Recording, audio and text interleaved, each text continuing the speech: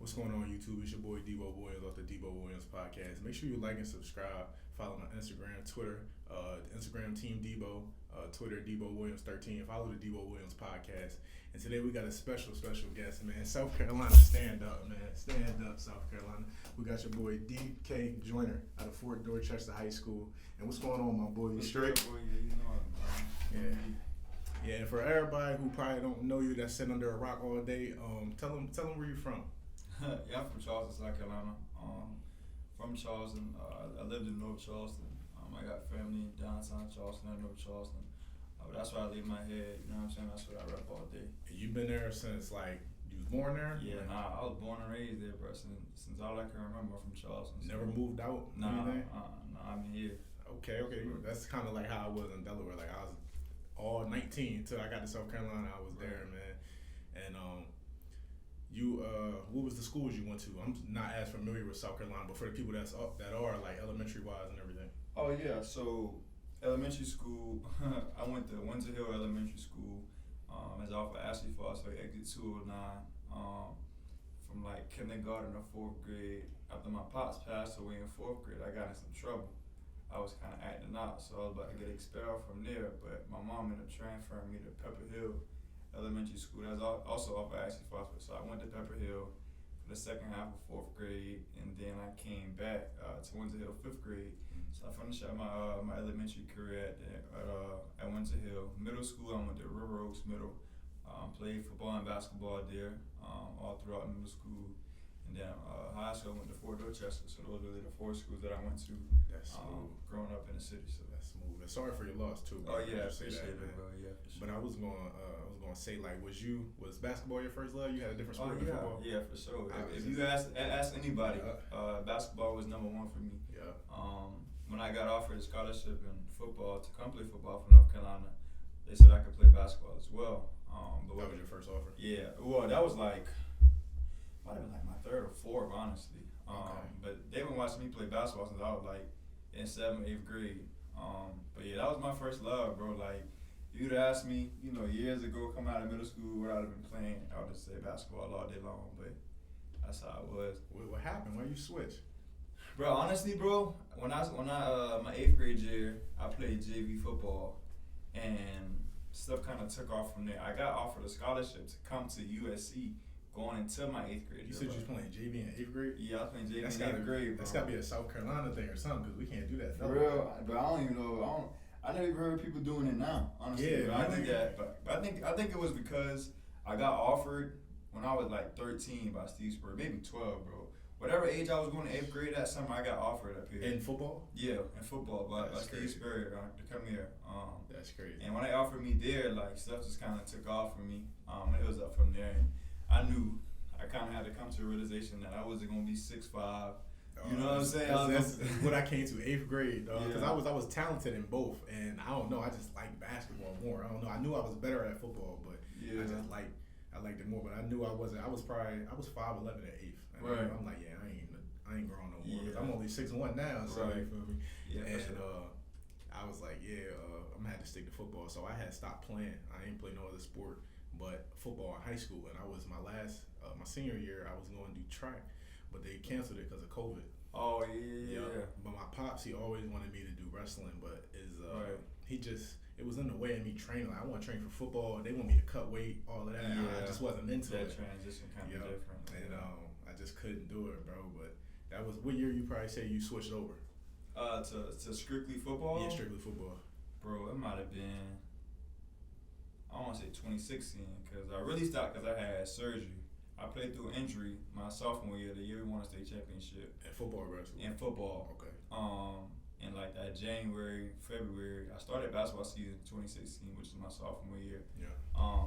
But I ended up having surgery. Then after I had surgery on my ankle, I kind of was like, stop playing basketball. But I always said, like, when I get back into coaching, I ain't coaching football. I'm going straight to basketball, bro. Okay. Yeah, I don't think you still feel that way? Oh yeah, to this day, bro. Like, I'm going straight to coach basketball any chance I get. So that's where the love at for sure. Okay. And I'm gonna say, what was it like growing up for you? Like, for me, I had both my parents in my life. I had all my family together, but I was still bad. Like, I I don't know. I just had that energy. I don't know. What was it like for you growing up? Bro, like, me growing up, bro, like a lot of people don't really know, but it was a struggle only because I had both of my parents growing up, early ages of 1 through when I was born to like 9. As soon as I turned 9, my pops passed away when I was 9. I got 3 brothers, 1 younger, 2 older. And after my pops passed away, like stuff kind of went downhill. My 2 older brothers in and out of jail, stuff like that. I basically raised my little brother, took care of my little brother and my mother. I was the man of the house since I was 9 years old. And I see that in you got that leadership. For sure, bro. I mean, it's always been like that. I kind of naturally had to grow up fast. Yeah. But everything happened for a reason. But you know, all shouts out to my mother. You know what I'm saying? Because she was a single parent, and everybody know how those single parent stories are. You know what I'm saying? So that's another conversation for another day. I don't want to get too deep into it, but yeah, bro. But that's how I grew up. Of course, we struggled, bro.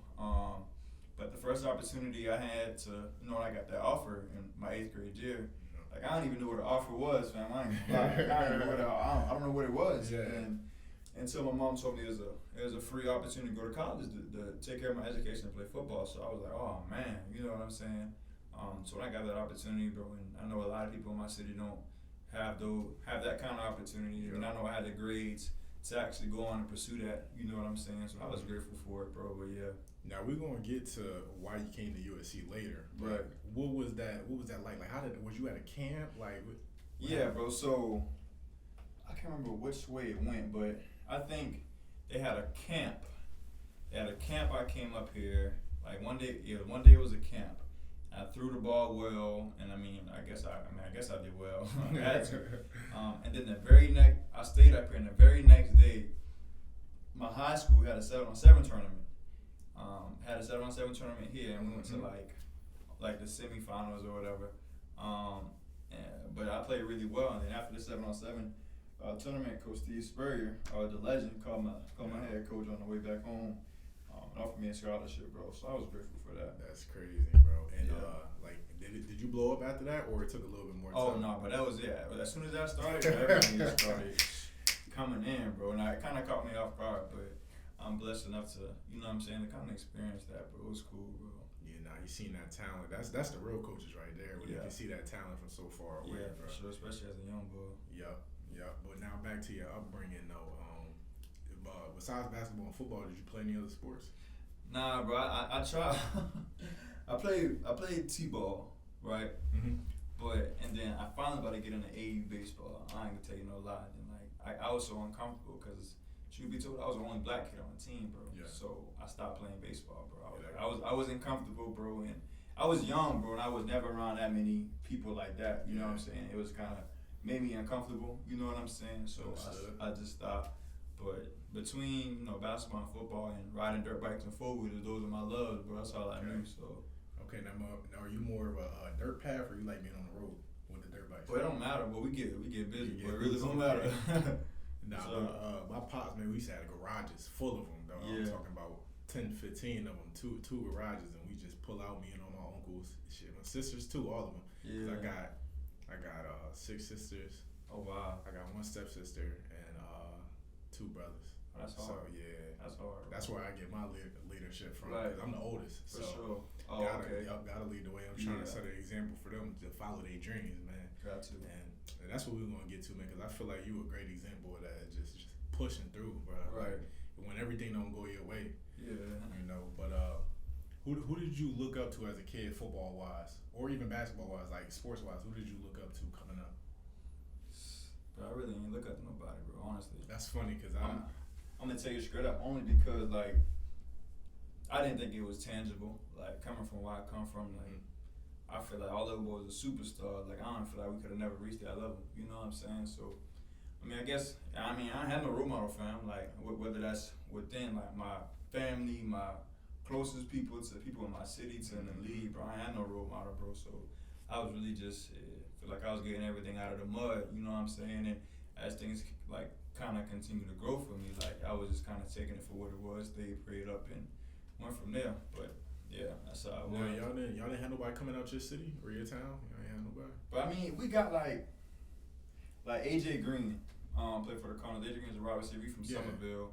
we got like Carlos Dunlap. I got Carlos Dunlap, Robert Corner, Byron Maxwell. Those guys played at my high school. Yeah. Like, wow, like way before me. You know what I'm saying? But in terms of my generation at the time, nobody was going nowhere. You know what I'm saying? So when all that started happening early for me, like 8th grade, people were like, "Dog," you know what I'm saying? Like, we don't see that. But I mean, that is really how it was. My cousin transferred from a different school and went to Georgia Tech at the time, a year before me. Yeah. But like, I mean, we were the buzz of the city. You know what I'm saying? Like, people see, you know, Donicus and Carey, and I'm like, oh, those was boys. You know what I'm saying? So nobody was really doing it, bro. Now, is he still playing college ball now? He was at Georgia Tech. He just entered the transfer portal, so he's in the midst of finding another school right now. But he played at Georgia Tech. Best of luck to you, man. If you're watching this, yeah, for sure. He gonna be great. But he one of them dogs for sure. So, okay. Yeah. Okay. You said what position you play? Wide receiver. Okay. He hard. I ain't gonna lie. Y'all ain't go to the same high school? We did go to the same high school. Yeah, He transferred to my high school the last 2 years. Or his last 2 years. He had to. He played QB. Yeah, you had for to. sure, bro. Yeah. So then he played like a lower A school in our hood, downtown Charleston. But he transferred up to North Charleston for one, better education, and two, just kind of that exposure. Yep. You know what I'm saying? That's what it's all about. But never forget where we come from. You know, there's always love to the city. But when he transferred, and we won the state championship that year, and the lower state the next year. But that's how it was. Nah, that's straight. Cause talking about exposure, like with me being in Delaware, we really don't get that now. It's coming up now. You got guys like my boy Braden Davis that you seen on the first episode. Guys like him starting to get offers, but just if you coming straight out of Delaware, bro, you was not getting no big Power 5 offers. Right. You could bank on if you was the top player that year, you could bank on a CIA. Right. Like that's how it is, though. Like I was saying, like it ain't much people from North Charleston or nothing like that really going on doing what we're doing right now and still doing it. You know what I'm saying? We got a few people, but in terms of our generation, it's a few of us. You know what I'm saying? There's more now, but me and my cousin was really the starter. You know, sure. that buzz. Now you felt like you helped your town a little bit and recurring getting recruited. Yeah, I feel like I did because, you know, from North Charleston, people don't, you know, you don't really get recruited out of there. Yeah. So I feel like, I don't like saying it like that, bro, because, you know, I'm humble. I don't even like, you know what I'm saying? But to be real, like, that's what it was. I think I did bring a lot of exposure to, one, my high school, and two, the city for real. Because it's all about the young boys in the city, bro. Like, I love the city, you know what I'm saying? Like, I pray for the kids every day. It's a whole different lifestyle in the city, bro. So, me being that, like, I ain't had nobody to look up to, but I know the kids in the city got somebody like myself that they can look up to, bro, and see that it's tangible and still doing it. You know what I'm saying? Every chance I get, I go back to the city and I run into kids and parents all the time, and just being able to inspire them, boy, you know, that's what it's all about. Cause I love my city, bro, and I just want them to continue to elevate and let them boy know that, bro, it's bigger ways than, you know, guns, drugs, you know what I'm saying, stuff like that. Cause that's so normal in the city right now. You know what I'm saying? But that's what it is. Nah, I'm with you, and I'm trying, man. It's the whole point of me starting a podcast, so I could show a different way for people, like, especially in my town, my state, because it ain't even really towns or cities in Delaware, because it's so small. Everybody know everybody. Right. And I'm just trying to show a way, man, and that's just straight like that. But I was gonna say, what has football done for you, like in terms of connections, people you know? You feel me? Everything, like, it's been able to do for you. Like me playing football, like I would not be able to be doing this podcast right now. I would not be able to have fans watching us, you feel me, if it wasn't for football. Like, what has football done for you? Like, mine is the, like, spotlight stuff that you see every day, you know what I'm saying? But, like on something real, like, internally, it has helped me a lot. Football is just why I'm here now. Bro, it's therapy, bro. Yeah, it's therapy, but it's very therapeutic, bro, for being able to, as always in my sanctuary, my safe zone, I know I can play ball and everything can be off my mind in the midst of the moment. You know what I'm saying? Problem's still there, but it's helped me decompress. It helps me get away. It allows me to get in my zone. Yeah. You know what I'm saying? So I'm very grateful for ball. But, you know, in terms of things people see, you know, on a day-to-day basis, it definitely has blessed me. And I know God has blessed me, bro. He's going to continue to bless me. And I know He is. So I'm extremely grateful, bro. And I'm just continuing to praise God. I pray I continue to keep elevating, bro. And it has sat me at tables with millionaires, bro. It sat me at tables. It set me for the rest of my life, bro. Like I'm set. I don't gotta play football another day in my life, bro. But I know with the connections football has brought to me, you know what I'm saying, I'm set, you know what I'm saying, so.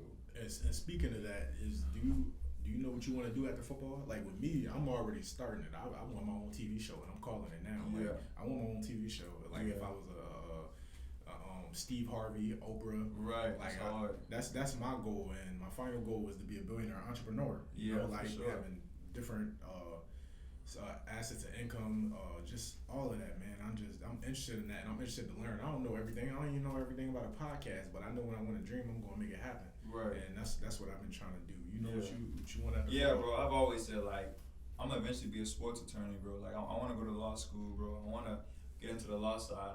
I'm close with a lot of lawyers, attorneys, federal judges, bro, and attorney general. So that connection, and I eventually just want to go to law school and be a sports attorney. Whether I want to be a sports attorney or whether I just get into law and criminal justice or whatever law brings me. You know what I'm saying? I just want to find my love in that.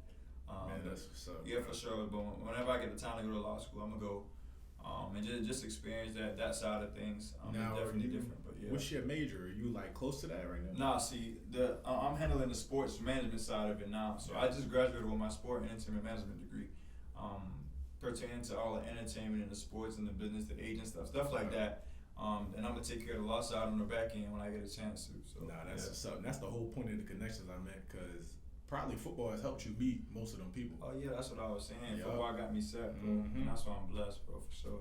Yeah, for sure. And that's for anybody out there. Don't gotta just be football, but just getting out, like especially college, where you meet so many people, so many friendships, relationships. Yeah. And it's the best, man. Like I wouldn't be sitting here with DK if it wasn't for football, man. That's love. Me being at South Carolina. Right.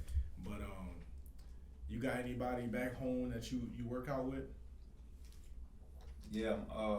My guy, we call him Head, Devon. I train with him. Can't Stop Training. That's his Instagram. Yeah. I think Twitter, probably definitely Instagram. Can't Stop Training. I train with him, bro. When I go back home, that's my guy I go to, but for mobility, speed, stuff like that, he take care of me all the time. He do a lot of footwork. Oh yeah, for sure. He gets you right, bro. And like I said, all about mobility and just finding your weaknesses and attacking those weaknesses. You know what I'm saying? Making you stronger for that. Y'all be lifting too? Oh yeah, we lift. Oh yeah, we do all that, bro, for sure. For everybody in SC who need a trainer, you got him right there. You heard it. So Can't Stop Training, for sure. Can't Stop Training. But nah, that's what's up, bro. And let's take it to high school a little bit. So what was that experience like? You already coming in the spotlight a little bit, getting the offer at 8. So what was that like? So everybody knew me coming into high school now. So it was like I was blessed. Like I said, I got the offer before I came. But freshman year, we had one of the best records we probably ever had. I think we went like 12-3.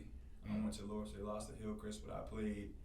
So I started out playing quarterback, but we had a senior quarterback, so I was kind of playing receiver too on the low. But I ended up taking over the job. We went 12-3. Yeah. Sophomore year, first ever state championship. We went 15-0. Killing the game. We did that. I knew that had to be great. You could pause that for a little bit on that sophomore year. Yeah. What was that like? It was legendary, bro. Because when I got hurt, bro, like I tore like 4 ligaments in my ankle, bro. So this was before the season even started. So I was beat up, bro. Yeah. I'm like, ain't no way I'm gonna finish the year. So I ended up getting through the year, but that was definitely the greatest team we ever had, bro, at that school. And all my boys, I got some boys in the league right now from off that team. It was legendary, bro. And we made history 15-0. You don't hear about that often, bro. Yeah. We did that though. For the city, first ever state championship. It was a blessing, bro, for sure. Nah, that's straight, bro. My freshman year coming in, I played a lot of varsity. Well, I only played varsity, but I was down there starting basically at linebacker. But that was our greatest. We won the chip 3 years in a row. I got there in that second year. We won the chip, and I really think we changed the game. That my freshman year getting there, because now that we look back at it, we had. As much as we don't get recruited, that team, we had our quarterback played at the University of Delaware, Nolan Henderson. Our running back, Will Knight, was he at UConn right now as we speak. And then we had another running back that's at West Virginia. He's going into the draft, Letty Brown. Right. Yep. And then we had a lineman at Penn State, Eileen Wormley. And then we had young me fucking doing this thing. I'm here now. And then we had a lot of guys that went D1 AA, D2, D3. Like we really set a standard that year, bro, and people start getting recruited, and it's been different ever since. And then my sophomore year, we won the chip, and that was probably the hardest one. Like we only won by 3 points. Like right. it was, for sure. yeah, I had the game-winning hit, and then the running back that said UConn now, he had the game-winning touchdown. That's right? hard. Like man, that joke was crazy, bro. Yeah, and so that stuff you can't forget. That's why I wanted Yeah. you to speak on your sophomore year championship, because that's just memories you gonna remember forever, bro. Yeah, for sure. That sophomore year was definitely legendary, bro. But going into my junior year, we thought we was gonna double back. We lost to Dust Fort in the lower state championship. I got elected to go to the Elite 11, bro. I was in Elite 11. I got elected there. Me and all my boys, Trevor Lawrence, Justin Fields, Emory Jones. Yeah. We were loaded. Probably. So you gotta tell me those stories, bro. Because Yeah. like I never got the opportunity, because it's like you gotta be good, but then you also gotta have them offers. I didn't have the offers Right. yet, so it's like man, I went to all the regionals, with ball out, Yeah, but I didn't have a name. Right. So what was that like? Because I know you had. Did you go to the regional? Yeah, I went to the regional, bro. But I mean, kind of like you gotta have the offers. You gotta already be on, kind of. Yeah. So I was already on. So especially from the quarterback perspective, it was a little different for me. But yeah, it was smooth though, bro. I went to the Nike regionals in Charlotte, and they called me. I didn't get picked there, but they said they were gonna call me with some more information. Yeah. They called me to bring me back to LA with all those boys, and our class was deep, bro. That's so it was deep, bro. So you said you had Trevor Lawrence. Who else you Yeah, said? so Trevor was my roommate at Elite 11. That's my Yeah. boy. But we all knew each other, like, coming, like, growing up, because we all were quarterbacks in, like, 8th grade. So we all knew each other. Trevor was my roommate. Justin Fields, I'm my boy. Emory Jones at Florida. Joe Milton, who was at Michigan, at Tennessee now. Bro, we had so many dudes. and my boys watching, I'm sorry if I ain't mentioning your name, bro, but Joey Gatewood, but we were deep, bro. Yeah. Like, we were so Bro, deep, I used bro. to watch you on YouTube, bro. Yeah, like, bro. On the NFL Network, bro. It was hard, bro. We got so many dudes, bro. It was lit. Nah, it's crazy, Sure. bro. Like, I remember all of that, because it's like, bro, if I just had the opportunity to do it, like, just to go, Right. because, bro, Yeah. I would be watching y'all balling out. I would see y'all gear, like, I know y'all had hella gear. Oh, the Nike. Yeah, I'm just like, bro, they at the headquarters. Like, Yeah. that joint was crazy. And it's just like, what was those opportunities like? Being with coaches that was in the league, being able to help you, Yeah. teach you, what was that like going into your senior year? You Yeah, know, that it was experience? cool, bro, because, like, I had a quarterback coach, and I love my quarterback coach, but in terms of, and this part of being where I'm from, like, you could tell the difference between their talent and my talent. I was strictly raw. I was raw, bro. I was just playing QB. You can tell those guys had, like, legit trainers and been working at it, bro. I just go out there and play ball. So I got exposed to a lot of new things, which upped my game to the next level to prepare me for college.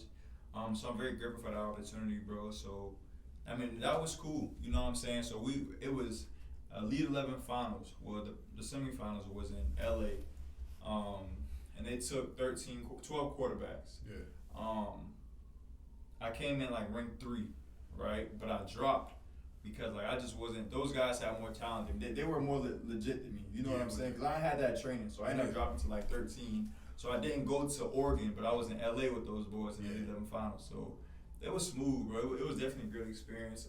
Exposed me to a lot. Yeah, nah, that's what's up. Cause being humble, being exposed to get better, like it just teach you. You gotta learn. Like you're not gonna know everything, bro. Right. Coming from a small city, Yeah, from where you're dominating, it's like you bro. feel like you're on top of the world. Right. And it takes a lot to not be cocky and just be humble and just try to keep perfecting your craft. Yeah. And what was it like with that? Like how did you? Cause for me, my whole story, I got injured my junior year, and mind you, we just won 3 chips in a row.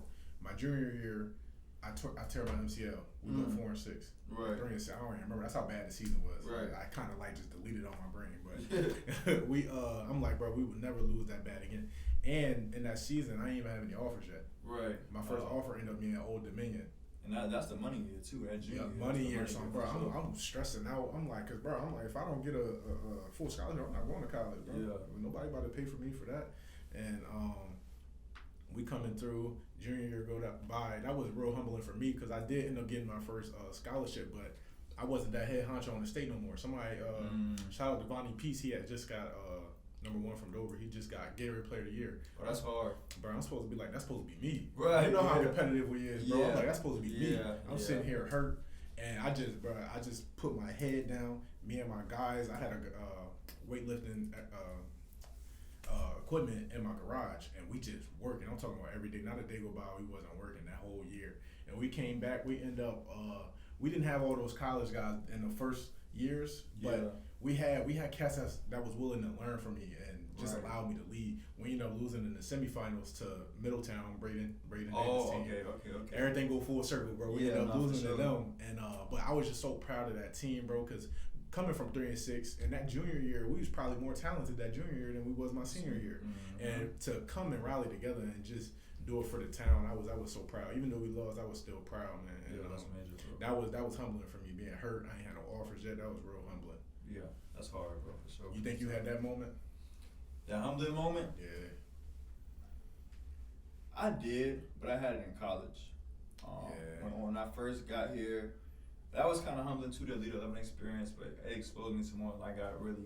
It hit quick. And it was quick, so it wasn't bad. But my college, when I first got to college, I was 17 when I came in, bro. 17, came in early, so I'm a young buck running around. But I ain't had the training around. Athletically, I'm just as good as anybody, you know what I'm saying? But the logistics of a quarterback, I wasn't there yet, and I was finally getting that coach. I'm like, okay, this is how I gotta play. Woo.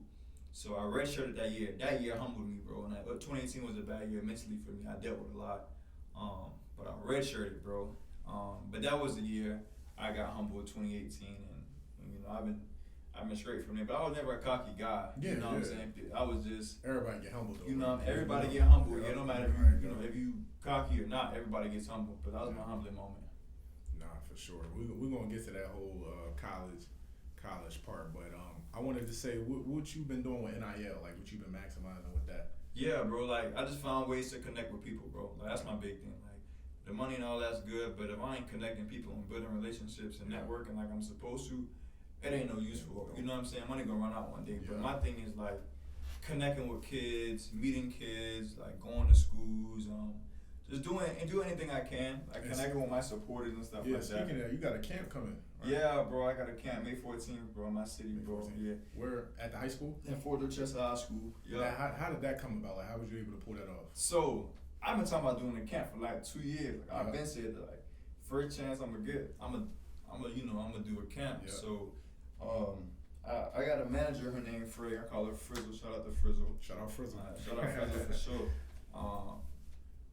I brought it up to her, and she has helped me like turn my dreams and my visions to reality. Yeah, that's what's up. And we've been working on it. We've been working on the camp for a while. You know what I'm saying? So she finally allowed me to put it into play and kind of start writing things down. And she forced me to, you know what I'm saying, make it happen. And the other thing, I'm like, I'm gonna do it, bro. Yeah. So the first opportunity I'm getting is now. You know what I'm saying? I'm gonna do it, bro, only because I want to expose kids. I want, guys like you. I want my teammates to be around and help me with the camp. Only because I want the kids in my city, bro, to see like, bro, is this tangible, bro? You can do this, bro. You know what I'm saying? And I'm not a super older guy where I'm disconnected from my city, bro. I'm always in my city. You know what I'm saying? So I'm still connected to the youth. Yeah. You know what I'm saying? So that's why I'm utilizing this opportunity to expose them for more. You know what I'm saying? Allow them to see things, be around it. You know what I'm saying? And kind of just find ways to develop their skills, bro, socially and on the field.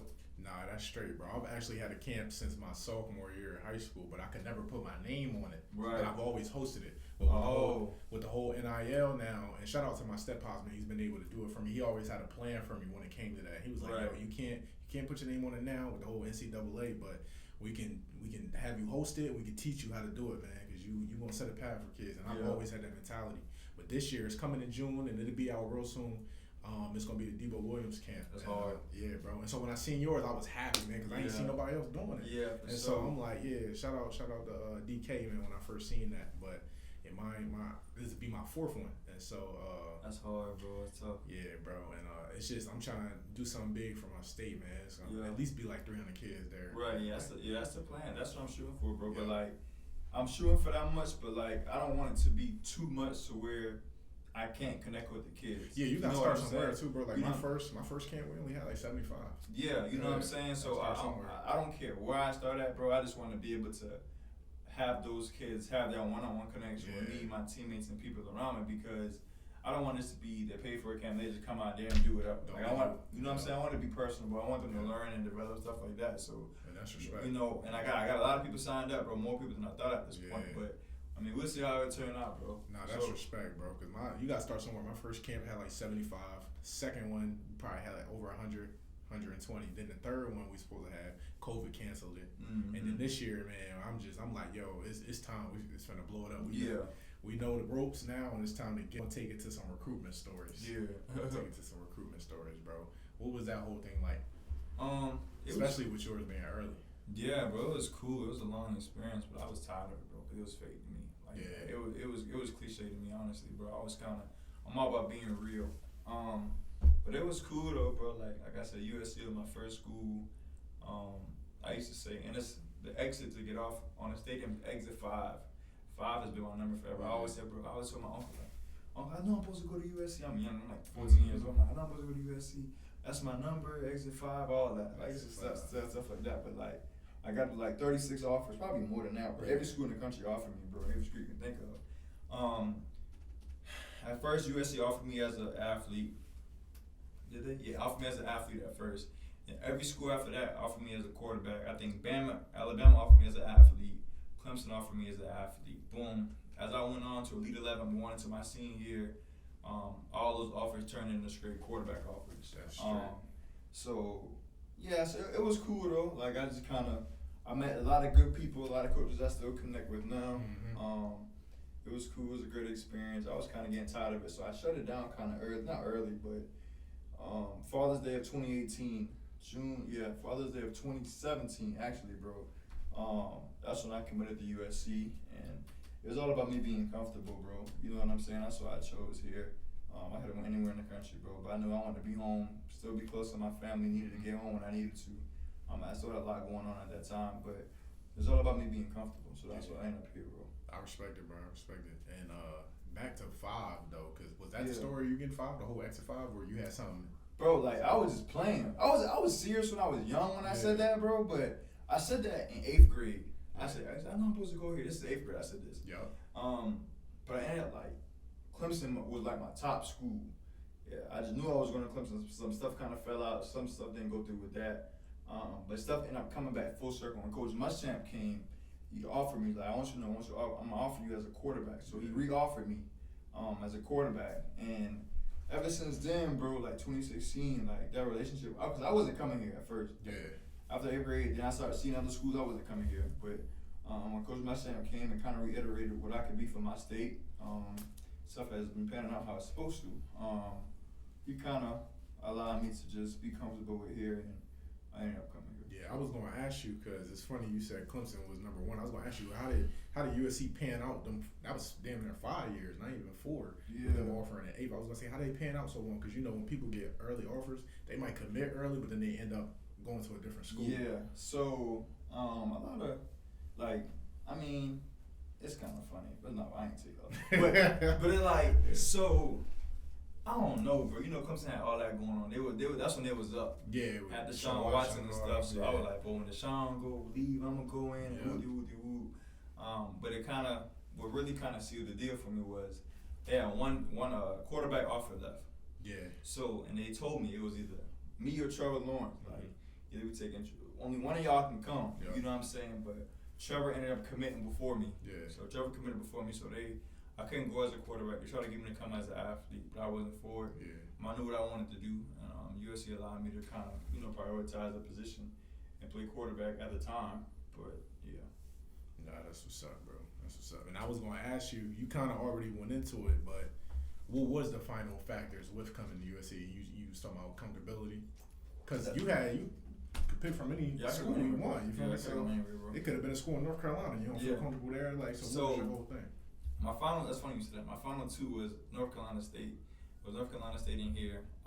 But like it came down to comfortability, bro. Honestly, bro. Me being comfortable, me having, just being comfortable in my environment. I got family up here. I wasn't too far from home. Like I said, I wanted to get home when I needed to. Yeah. You know what I'm saying? Within 2 hours. You know what I'm saying? So that was beneficial to me. And like I said, I was comfortable. That was the biggest thing. Now I could sense you being a big family guy. Where you get that from? Like where you think that stemmed from? Shit, after my pops passed, I knew that after my pops passed, I had to be the man of the house. So after my old man passed away, I was like, shit, I knew I had to level up in a sense. I know I had to grow up. So that's what I came from. I always took care of my peoples, bro. Yeah. Like, ask anybody. Like, I love my people, my mom and my brothers and stuff like that.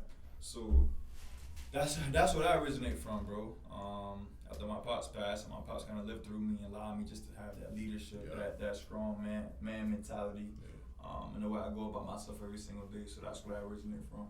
Nah, that's different because you said you had 2 older brothers. Yeah, I got so 2 you older brothers. So you a middle child. Like, how does that come about? Because it's usually not like that. Yeah, bro. So I was a young boy only because, like I said, I love my brothers to death. My 2 brothers didn't graduate high school. Like after my pops passed, like in and out of jail, stuff kind of just was like going downhill. Yeah. And I told my mom I wasn't gonna allow that to happen to me. So I stayed focused and shit, I made it out, bro. I ain't gonna lie, I ain't thought I was gonna make it out, but I made it out. Just surrounded by the environment I was surrounded by, bro. Like, had every opportunity to fail, go do other stuff, go be in the city, go be back in the hood, you know what I'm saying, doing all that stuff. But I found a way out. My mother seen something in me that I didn't see in myself too. So she kept me grounded, she kept me going, you know what I'm saying? So I'm very grateful for her.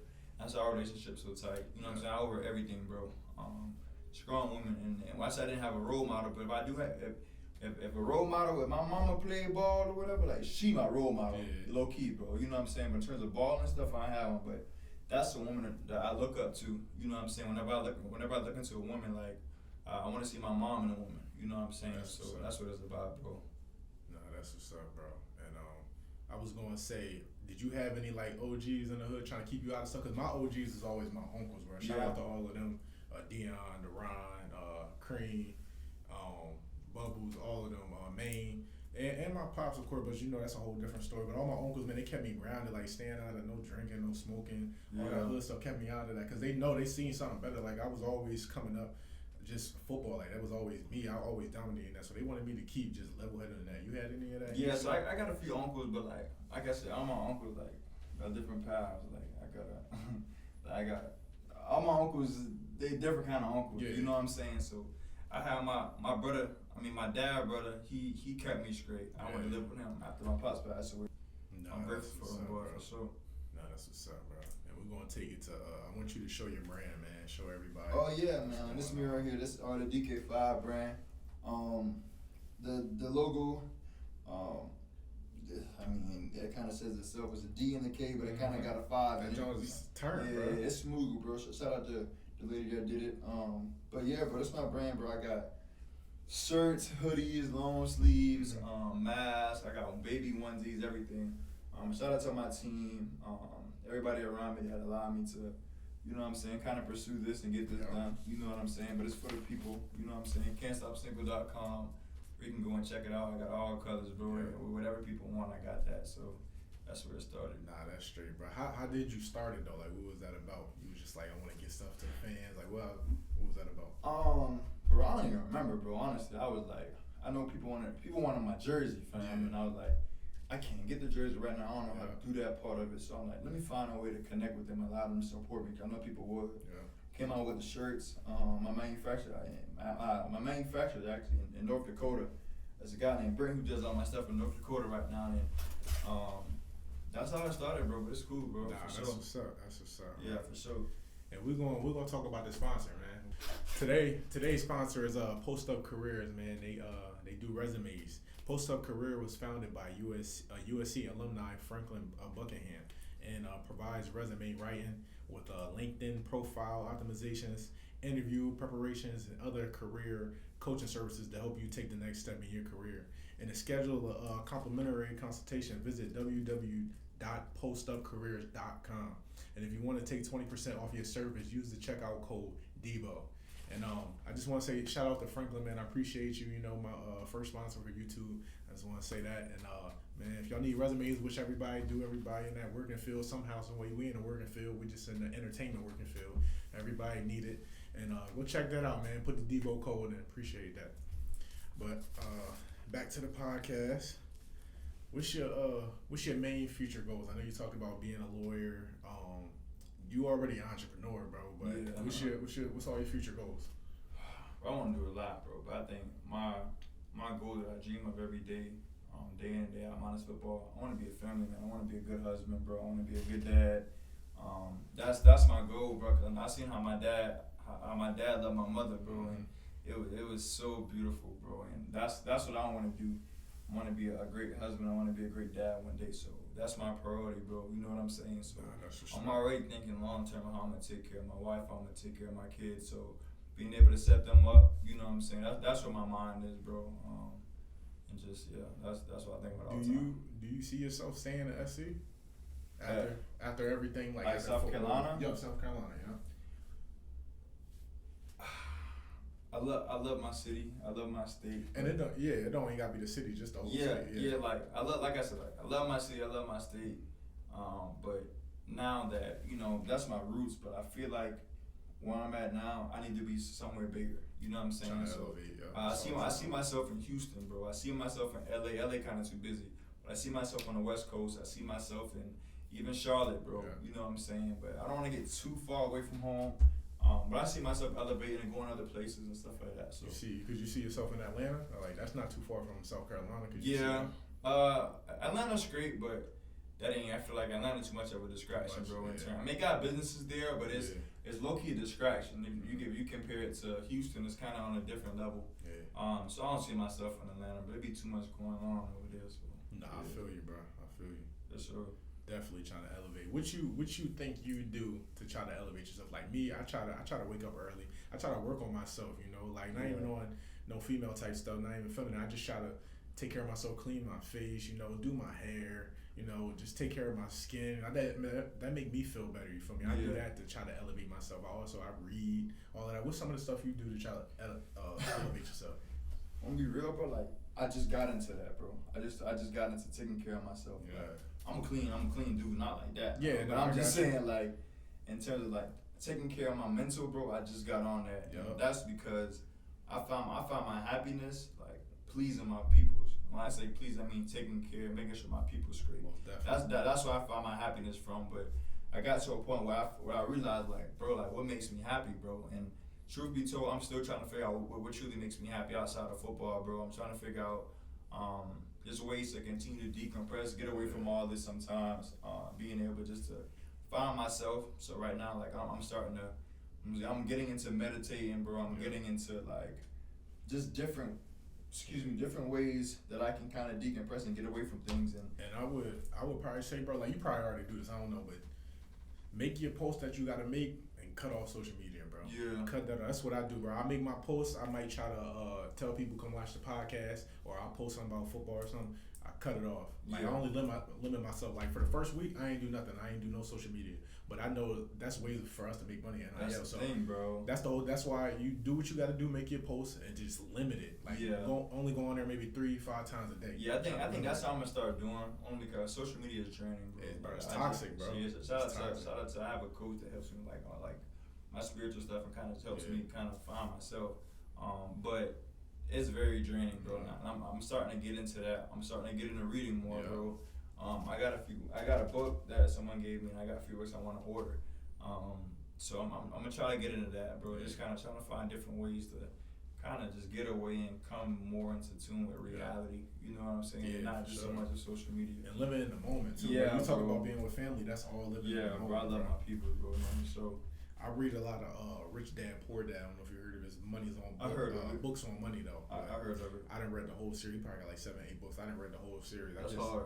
Yeah, because it's like, especially during COVID, we had nothing but time. I'm like, man, I don't like having to get money from my parents, bro. Let me try to get my own bread. So I'm just thinking of ideas, and it's like, with me coming to South Carolina, I've been able to do the stuff I want to do. You feel me? Like it's just that's what I be reading on. I read about a lot of money. That's just my goal. I don't know why I like mine. Just like it. You feel me? I want to put my peoples on. Like sooner than enough. You feel me? I want to be able to get people, my family on the podcast. You know, I just want to blow it up first. You know. But for sure. that's just what I love. You know. That's major, bro. Yeah, for sure. But that's what helps me though. And plans after football, man. You just I like what you on though, bro. Yeah, bro. I'm trying to elevate, bro. I'm trying to continue to elevate. I got my LLC. Where it was for my Can't Stop Single business. Yeah. But, I'm finding ways right now. The DK Joyner Enterprise LLC. So I just got my LLC probably about 2 months ago. Shout out to my manager Frizzle. Now, how long did that take though? Because I'm actually going to do that real soon too. It took a week. If that, bro. Like I remember, I put in the paperwork and everything for it. Probably like a Monday. I got it back on that Thursday, bro. Right, that's what's up. Yeah, so I was able to get my EIN number, set up a business bank account and stuff like that. So it was straight though, bro. That's yeah, straight, it's bro. definitely straight, bro. Do you look at yourself as a businessman?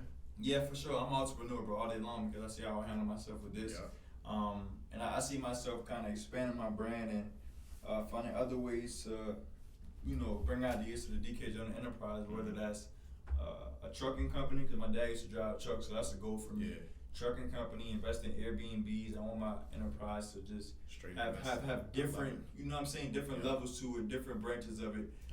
Eventually open like a hair salon, a barbershop, stuff like that. So, bro, I wanna do a lot, bro. Bro, I'm with you. Yeah, with all of that. Yeah, bro, and I'm on my way there. I'm just still like thinking and broadly thinking and coming with connections, networking and stuff like that. But that's my goal, bro. Just continue to elevate. Nah, that's what's up, bro. Like you got that millionaire, billionaire mindset. Yeah, man. bro, that's I gotta. That's how it's got. People don't know, like, man, when you got different sources of income, they can't tax all of that. Like you can say you taxing, you only got one source of income. They're gonna tax 20% of that. But if you got 5 different sources of income, they only taxing 5. Like, man, if you got 50 sources of income, they barely taxing. That might be 1% each. You feel me? That's my goal. Like, get my source of income up, man. It takes time, but I'm just learning, bro. Like, I'm just soaking like a sponge. That's all it's about, bro. It's all about learning, elevating, and just being able to network and meet people. But it's all about elevating, bro. Finding new ways every single day to reach the next level, making a goal for yourself. And that's for people out here even watching. Like, find ways to grow, bro. Get out of your comfort zone. Get out of what's comfortable. You know what I'm saying? Be uncomfortable. Be comfortable with being uncomfortable. You know what I'm saying? Just find ways to elevate, bro. And where you heard that from? You heard that from David Goggins? Nah, bro. I heard my old strength coach. Okay. Coach Dillman, I think he said that, like, when I first got here, bro. Like, find ways to be comfortable with being uncomfortable. And I think that sat with me, bro. And when I deal with difficult things, when usually football wise, and I'm uncomfortable or just kind of you know what I'm saying, really anything. I like that because it's challenging for me. You know what I'm saying? And I usually tackle and accomplish everything I put my mind to. You know what I'm saying? Straight like that. Yeah, it challenges me. So yeah. Straight like that, bro. And we're gonna take it to the college segment now. Yeah. Like just first getting here. You was talking about your very first freshman year, your redshirt freshman year. Yeah. Just give me every year. Go through every year, man. Because people want to know, like, you pushing through this to now the Mayo Bowl game, playing QB, getting MVP of that. Nah, like, for sure, bro. Yeah, give me that. Because kids want it so fast, like, bro, I was just at an FCS school last year. Like, it's not going to come fast. You got to grind, bro. But let me hear your story on that. So, I redshirted that first year. I played quarterback. I played in one game. I threw it fast. It was whatever. I redshirted. My second year was technically my redshirt freshman year. I was considered a freshman. I lost you know the story, but I lost the quarterback battle to a quarterback. So I came in the third string quarterback. I was about to transfer, but they told me in the sense of time where I couldn't leave. It was like a week before the game, so they kind of set me up low key. Yeah. But that's another story for another day. But what I was saying was, so we had to play North Carolina. So long story short, I was like, okay, I want to stay on the team. Let me just try to play quarterback, play receiver, kind of play both. So my first game I started played North Carolina, bro, at the Panther Stadium. That's crazy. That was my first real college game in 2019. So I cut a little pass to, bro, I'm telling you, to whatever. So I was starting quarterback and I'm breaking his foot. So mind you, I started pressing a receiver, trying to go back to quarterback, right? So every game I'm playing both quarterback and receiver. Like, I'm just kind of another body out there at receiver. I caught a few passes, but nothing major. Yeah. But I mainly played quarterback that redshirt freshman year. We beat Georgia. I don't know if you remember that. 2019, I played quarterback, bro. Yeah, you played the whole game, right? The second half of the game. Second half. Yeah, so because I messed up my hamstring. I tore my hamstring from my hip bone. Yeah. So that's right. You wasn't even supposed to play. Wasn't even supposed to play, bro. So I told my mom, bro. Like, my mom ain't never missed a game, bro. I told my mom, like, Mom, you ain't gotta come because I ain't playing. Like, I don't think I had pads in my pants, fam. Like, wasn't supposed to play. I just had like a shot. I was on crutches all week, bro. So, boom, quarterback got hurt. Boom, DK, you gotta play. I put pad in my pants. Woody, woo. Boom, we ended up beating Georgia. So that's when I really started to blow again. You gotta tell me how that was. It was good, bro. Like, I played okay. I held my ground. Yeah. That was my first time playing playing, bro, in college, bro. It was versus Georgia. Might have been the best thing they probably ever had at the time, bro. That's when they had Sony Michelle. Bro, no. I ain't that old now. But they had Who's the quarterback they had? Jake Fromm, bro. It was Jake Fromm. It's a year after Roquan Smith left. Yeah. But it was deep, bro. When I say it was deep, bro, it was deep. That's when Nolan Smith, the DN now, was a freshman. It was 2019. But I was good. We ended up beating the Bulls. I held my ground. I did what I had to do. So I played quarterback and receiver that whole year. After that, I had opportunities to go play elsewhere, bro. Play quarterback elsewhere. I could have gone anywhere. People wanted me to come play quarterback. I was going to explore those opportunities, but COVID happened. And when COVID happened, I didn't know, how I was going to, if we were going to have a season. You know what I'm saying? So I ended up staying. I guess I was just play receiver. I just didn't know. 2020 was kind of man, whatever, bro. I don't even care at this point. Cause I was starting to lose the love for the game at this point. So I'm like, bro, it is what it is, bro. So that year happened. And then after COVID, I was going to try to leave again, bro. But Coach Beamer came in, bro, and just kind of, he blessed me, bro. People don't know. Beamer recruited me when I was a young boy, freshman, all through high school. He was at Georgia, fam. He used to come see me all the time, bro. I still got messages on Twitter, me and Coach Beamer talking, of me ignoring his messages, bro. It's crazy. I used to ignore Coach Beamer's messages. I know it's coming from South Carolina. He was at Georgia. But Coach Beamer, Coach Step, they blessed me, bro, and allowed me to find love for the game again. And I won, MVP the spring last spring. I remember you had 3 trophies. Bro, I had the GPA award, Special Team Award, Offensive Player Award. So, and that was at the time my first opportunity, really playing receiver, bro. Now I'm really getting to it. And I had a pretty good year. I had a decent year, bro. My really full first time at receiver, and I wanted to. So I'm still learning the position, bro. So it's still new to me. But then we had that Mayo Bowl, bro. That was crazy, bro. Go in depth on that, bro, because it's I'm at practice with you. I see you at QB, but I'm I think, they only gonna use him on trick plays and shit. I didn't know you was gonna play in their full time QB. What was that like, bro? So I don't know, bro. The first bowl practice, December 13th, Coach Stout was he ain't even told me. He's like, DK, go to quarterback and watch. I'm like, huh? All right, so do a little play or two. And the second day, I did more of it. I had Coach Stout, Coach Stout, I ain't playing this for real in the bowl game. Nah, you good. They ain't gonna adopt you. So I'm like, all right, bet. Boy, about a weekend, so I'm getting better. I'm getting back in my groove. Coach, they knew I could play quarterback now. Yeah. So, and my teammates know, you probably didn't know, but some of my teammates, older guys knew, I played it for real. So I'm starting to get back on my groove. I'm like, oh, snap, I think I can do this for real. So I'm still trying to do it. At the time, it was nah, when you in that quarterback, you got receiver. Yeah. You know, receiver, you got quarterback, whoop. I'm like, all right, bet. And for some people who don't know, bro, that is tough. Going from playbook to playbook as wide receiver and QB, that is tough. That was different, bro, but I'm built for it. Oh, you know what I'm saying? Sure. So, boom, a week before the game, Coach Stout was like, listen, he told the coaches, stop telling DK to go to receiver. You're not a receiver this game. You were strictly quarterback. And in my head, I'm like, oh, shit. I'm really playing. I never started a game at quarterback ever, bro. Not in college. So I'm like, man, all right, so bet. But as time went on, bro, I was getting on my groove. I just knew it was gonna happen, bro. The world just saying new, bro. I knew it was gonna happen, bro. I hit up Duke Mayo. I was cause I was looking for some NIL deals. I'm y'all got any NIL deals? Yeah. They're yeah, but sorry, we're only giving it to the MVP of the game. I said, bet. That's all I said was bet. I knew it was gonna. Nobody knew, but I'm like, all right, bet. Watch this. So when I ended up, I played well, won the MVP, and bro, do you remember your stats on that? 9 for 9, bro. You know what's crazy, bro? I was somewhere the other day. Kid was like, yeah, I remember your stats, 9 for 9, 100 and such yard, 1 touchdown. So I'm like, that's what I had. I don't remember. I know I was 9 for 9. I didn't even know you was 9 for 9. That's tough. Yeah, bro. I was rolling, bro, and I just I got back on my groove, bro, and I was like, I forgot I can do this for real. But the fans, everybody was rooting for me to play quarterback, bro. Yeah. And I finally had the opportunity, bro, and I did my thing for sure. We needed that. Season on line 6-6, we got a chance to not be 50%, be, you feel me, that exact mediocre. We still on the rise up, but to go from 2-8, from 2-8 to 7-6, that was a lot, man. Yeah. And see you overcome everything with the whole QB situation, bro. That's just God right there. Yeah, bro. Ain't nobody else. for sure, bro. Nah, you gotta.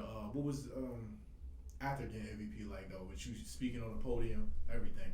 Yeah, bro, it was very emotional, bro, because I feel like I was living a dream, fam. Like, that's what growing up, this is what you see people doing on ESPN, stuff like that, you know what I'm saying? So, when I got that opportunity, bro, I was like, man, it's crazy. I got very emotional with the cameras in my face, but it was all raw. It was all authentic, bro. For sure. Very authentic moments I was caught on camera, bro, myself, day in and day out, bro. I'm just blessed, bro, and it is just, my life has gone to a whole different level after that game, bro. Like, from where I was now to 6 months ago, bro, I'm in the whole, here. You know what I'm saying? But I'm blessed, bro, for the opportunity, and I know God is going to continue to bless me and allow me just to, be successful in ways and continue to connect with the youth and people and network and stuff like that. So, that's what it is, bro.